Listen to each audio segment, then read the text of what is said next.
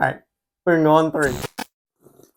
Welcome to part 3, our final episode of how to properly maintain your RC race car. Today we're going to be diving into differentials, your front diff, your center diff, and your rear diff.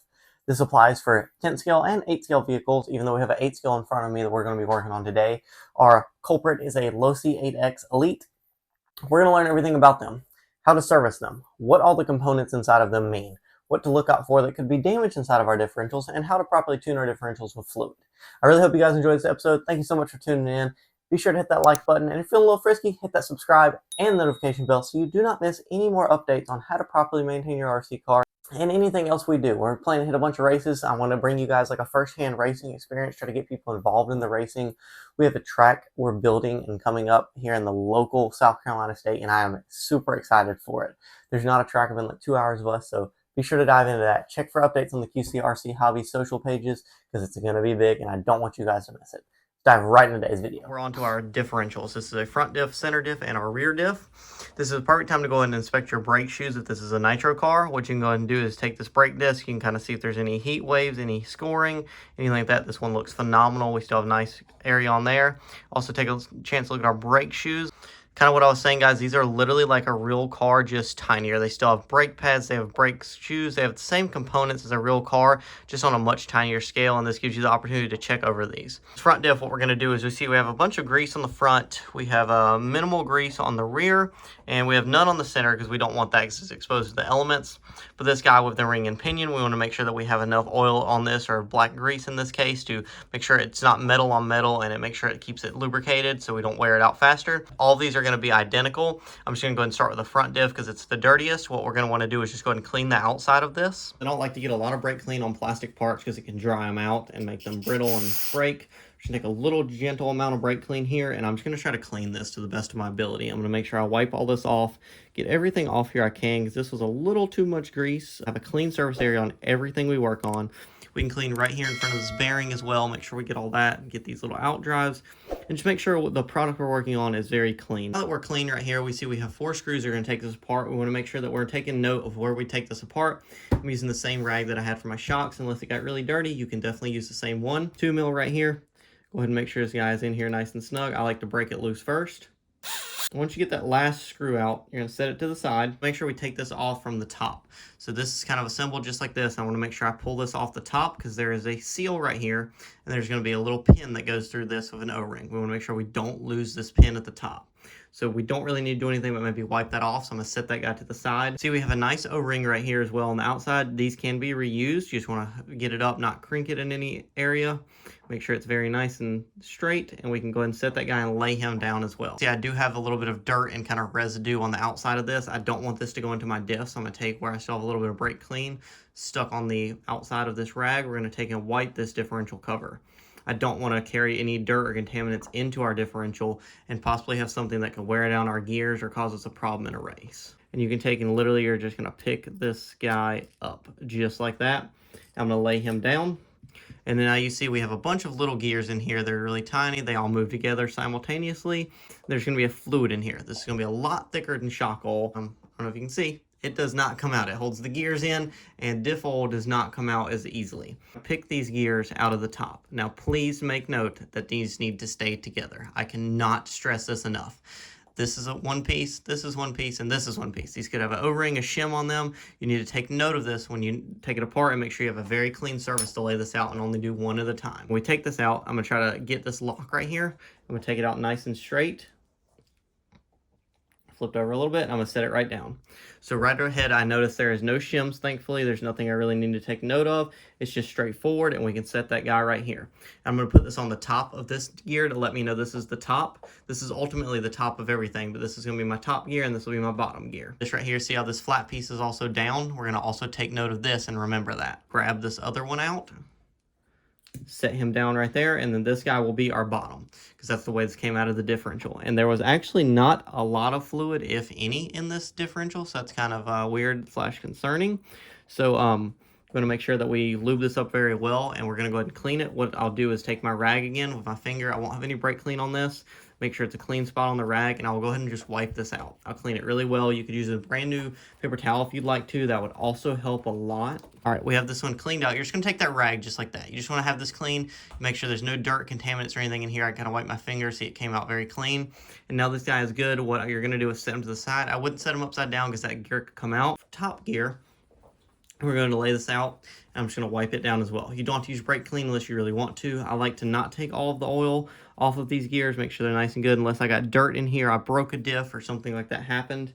This is where it gets tricky because, like I said, this guy can slide right off. He is a separate component. He is completely separate, and then he can slide right back on. So with this, I'm just going to gently kind of wipe this down, make sure I kind of hold it all together, but just kind of spin it around and make sure I get as much grease off as I can without like separating it.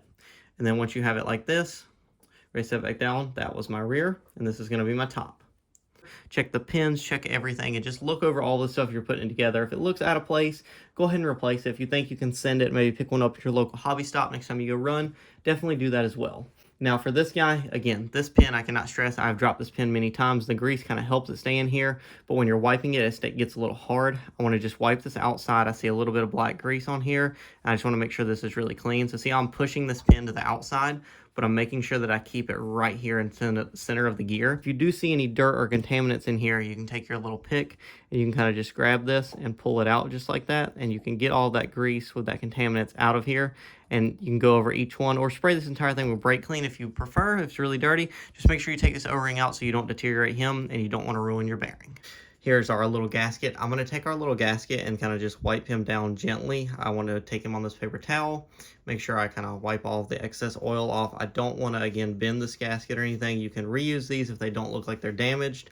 If they do appear to be damaged, I would definitely go ahead and replace it. They sell a kit for these, so you can go ahead and just buy that and replace it. And keep note of which side went down.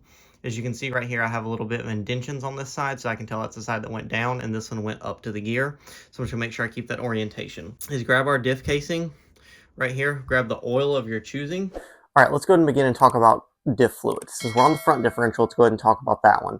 We have a 3,000, 5,000, 7,000 here. Now, a thinner oil in the front will help improve your steering. A thicker oil will help improve your braking stability coming into a corner. Now, you can get too thin of a fluid to where it's too easy to steer and kind of oversteer, and then you can get too thick of a fluid where the car off power does not want to steer at all. So you got to kind of find your happy medium, understand the track conditions, what you're wanting to do, how you want the car to behave, and what your driving style is to figure out which diff fluid you need. Now going to our center diff. Now depending on what you want to do here, a thinner oil in your center diff can have less traction to the front wheels. A thicker oil will give you more traction to the rear wheels. So you need to understand if you want the car to go into a corner and have planted traction all the way on four wheels, or if you kind of want the car to slide and drift into the corner, whichever your driving style is will depend how you tune that center differential as well. And the thicker center diff fluid can give you more turn-in response as well, because it's helping give that power to the rear as well as the front, and not just let the front kind of give so much. Now diving into our rear differential. A thinner oil is going to give us more cornering traction, while thicker oil is going to give us less traction. I know that kind of sounds backwards or ironic, but if we have a thicker oil, the car is not going to want to turn as much and give as much. It's just going to be really planted and kind of stern coming into a corner. Whereas a thinner oil, let that car rotate around and bring those back wheels to help propel the car forward. It's really ultimately going to depend on your setup and your driving style and what you would like the car to do on track. There's no right, there's no wrong. It's just a personal preference here, and you really got to drive and have a lot of seat time in the car to understand what you like about the car. Pillow bar cars and caster cars are going to handle completely differently on steering. So you may need a completely differential oil setup for a caster car versus a pillow ball car. If you want me to do a full in-depth video on setup, I'll be happy to do that. Drop a comment down below. A good neutral basis to start with would probably be a 5,000 in your front, a 5,000 in your center, and a 3,000 in your rear differential. This will give you a nice balance and a good starting point to understand what you like about the car. And if you wanted more steering in the front, you go down a fluid. You wanted more steering from the rear and the car kind of give, you can maybe go down a fluid again. 3,000 is probably the thinnest I would go. That's going to let the car rotate very well. Just depends what you guys want to do. Experiment with some differential fluids. Order a whole pack of them. I think Losi and Associated offer a variety pack, so you don't have to just buy like individual fluids for each one, and experiment and see what you guys like. Fill the diff up probably like a quarter of the way, just really enough to cover this bottom gear. And see how thick and stuff this is? This is like coming out kind of like molasses. and it'll just gradually begin to sit in here and it'll follow suit. Just make sure we do that. Look at that, just like molasses going in here. Beautiful. The oil is on here and level to the top of this. We're gonna make sure this little groove is sticking up to the top. What we're gonna go ahead and do is stick this guy down in here, push that gear together, and he will drop in just like that. We're gonna take this guy, make sure it is the opposite. We wanna make sure this indentation on the spider gear is facing down so it lines up perfectly and holds this guy together. So we're gonna take this guy and let him kind of drop right down as well. You can take your finger and push down in the center. This should become nice and flush. What we wanna do, let's go ahead and take oil. Again, we do not want to fill this all the way up. We just want to coat all of these gears. So what I'm going to go ahead and do here is going to take this and kind of put it around the outside. Make sure I'm coating the gears nice and good so it can kind of just get around everywhere.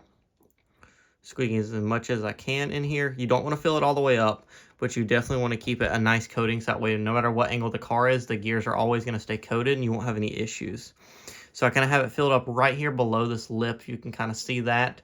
This is going to help ensure that we make sure the gears just stay nice and coated.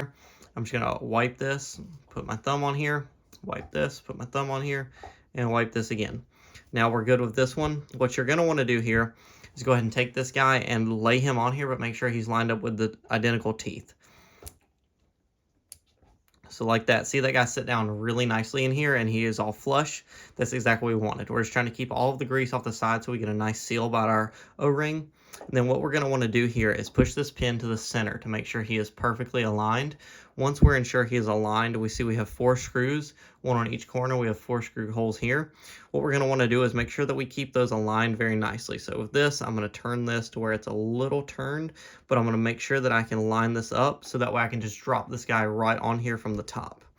And again, remembering this goes to the top, what I'm going to do is go ahead and take this guy, lay him right here. I'm going to make sure that I line all my holes up so that can just go seamlessly. It lines up so I can just lay him down just like this and I won't have any issue. Just like that. And if you don't get it perfect, it's okay. You just turn him a little bit and he's going to be great. Now we have all this lined up and we're ready to go ahead and tighten these screws. I'd go like kind of like you're tightening lug nuts on a car. I'd go like corner, corner, corner, corner. All right, boys, and we are done. That is how you build a center diff. All of these bolts are tight. We're all good. We can spin this guy. He feels nice and solid. He's a pretty heavy guy. Put a little bit of thick oil in here. It's what I wanted, and we should be good to go. You can go ahead and put this into the side, and we're ready to install it in the car in a minute. And for the same thing here, these are identical. I know this one may look a little overwhelming because it's a bigger gear, but it's literally just a bigger gear. You have the same 4 screws. It's the same sequence, same scenario, and all that good stuff. You're going to repeat the same process and just put your desired oil in here. Now our diffs are done. Our shocks are complete. We're ready to go ahead and reassemble the car. I'm going to show you some little tips and tricks that I use to help things easier for you guys so you can point some things out and notice things as you're throwing the car back together.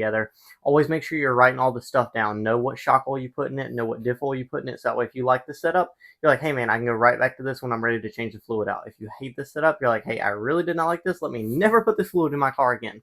And it kind of gives you a good idea and a good sense of like what you're having and what you're doing. We're coming to a close here. We're just going to reassemble our car, check everything, and then we're going to talk about a final setup before we're ready to go back onto the track. Also take note that there is probably going to be some grease shoved back up in here before you put the diffs. I would go ahead and take and wipe all of the excess grease away. It's going to attract dirt. It's going to attract dust. It seems like, oh, there's so many steps, Clay. Do you have to do all this stuff? You do and you don't. It really depends how picky you are and finicky you are with your car. You can go out here and just absolutely blow this thing off, throw it on the shelf, go out next weekend, and possibly win another race. It's completely up to you and how you want to do this. I just like to ensure that everything is good. And like I said, I enjoy this stuff. I really thoroughly enjoy it. I enjoy wrenching on the car, tuning the car, being like, oh, okay, I didn't notice this. What does this do? And things like that. It's just a good enjoyment for me. Go ahead and throw this front diff back in here. I'm going to just do a time lapse through all this because you guys probably know how to assemble your car. And I really just wanted to focus on assembling the stuff and changing your fluid. Last little thing to note on this thing where we had a bunch of grease on this outer ring gear, you want to make sure you put more grease on here. Lithium grease. And you can take it on your finger and you just dab it on here. We do not want to overdo this because, again, too much grease will sling out and it'll attract a lot of dirt and dust and it'll end up wearing our gears down faster. We just want to take a very minute amount, spread it over across these gears and make sure they're nicely lubricated so they're not rubbing anything dry and wearing out the metal.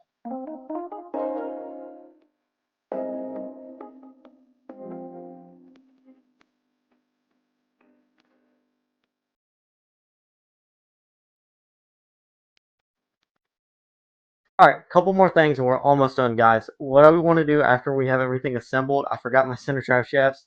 Accidents happen, so I went ahead and popped this back out. Luckily, Low C makes it really easy to change this. I'm actually liking this car the more and more I work on it. Once you have everything done, we want to make sure it's smooth. Everything is smooth. I don't hear anything binding up. The only thing I hear is just the gears turning, everything working phenomenally. I have plenty of steering. I connected my steering servo. All that stuff is good. I do have brakes still, so my brakes still work. Everything here is working flawlessly, and that's exactly how it should be. Make sure when you compress your suspension, nothing is binding up.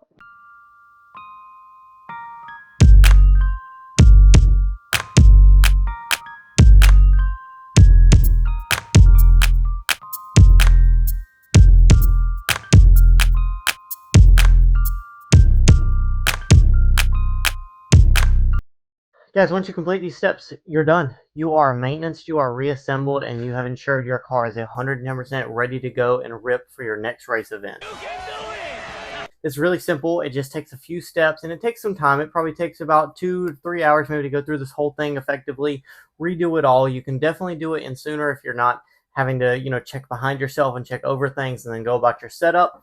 I'm going to do another video on setup, like how I go about setting up the car, what I do, what I like, and kind of things like that. Adam Drake, posts the best videos on explaining things, and the way he does it is just very methodical and very good. And so shout out Adam Drake for that and his videos on how he just does things. I'm really happy with his videos, and they've helped me along the way to get to where I am. And shout out to him. He's one of the only ones I know of that really does videos to that caliber and helps with that. So go check out his videos. We need like a setup guide right away, or you need something, go check out Adam's videos. They're phenomenal videos. If you have any questions, comments, tips, questions, concerns, drop a comment down below. Let me know what you're thinking. Help us beat the YouTube algorithm, and please put a comment down below. Hit that beautiful subscribe button, and if you're feeling a little frisky, hit the notification bell so you don't miss any new updates with RC stuff. I'm happy to be back into racing. I can't wait to go do our first race this weekend. It's just really exciting. I got all my friends involved, and it's an awesome time. Still going to go do the crawlers. The scaling stuff's not going anywhere. I still really want to do some stuff with the Senna 450s and everything. That was a really fun truck, and I enjoy them thoroughly. Thrilled Caitlin is involved in this. Seeing her face and seeing her get on the track the first time was amazing. So get your friends, get together, get out here on the track. Make sure you take care of your car, and it'll take amazing care of you boys. That's all I got today. Thank you for watching. I love you guys, and I will see you next time.